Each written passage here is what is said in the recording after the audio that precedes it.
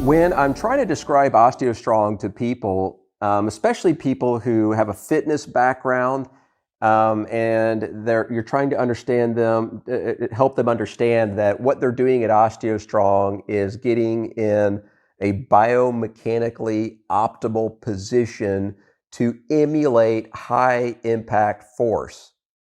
That's harder to say than you think. When I describe it to people, people often come back and say, oh, isometrics. Yeah, those have been around for decades.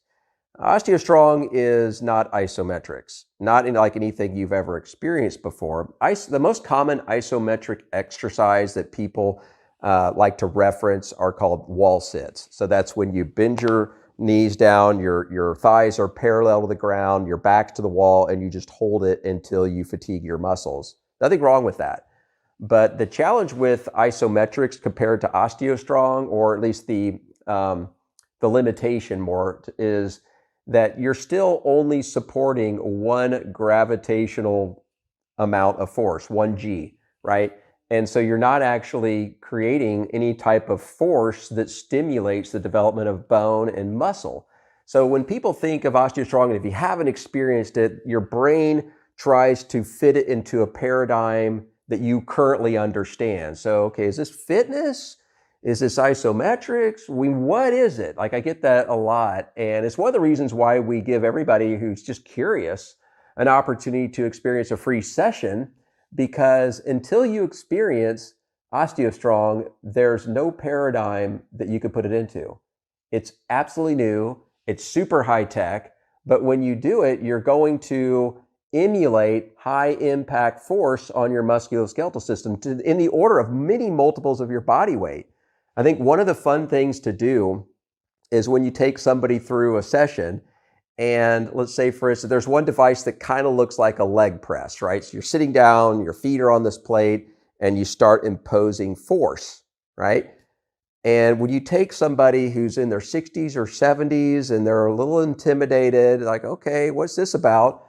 And yet they go and impose several hundred pounds of force in just a few seconds. They had no idea they were that strong.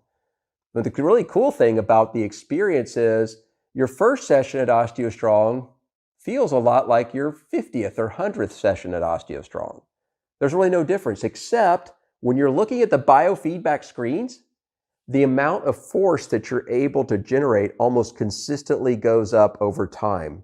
You're getting stronger and stronger and stronger. Your bones continue to get stronger. Your muscles continue to get stronger. And then it starts translating into more stuff you do in your life. It's really cool when you hear these stories about people who see the people who are going to Osteostrong. And they're going, oh my gosh, my mom just slammed the car door trunk after she had her arms full of groceries and walked up the stairs. But she would have never done that before.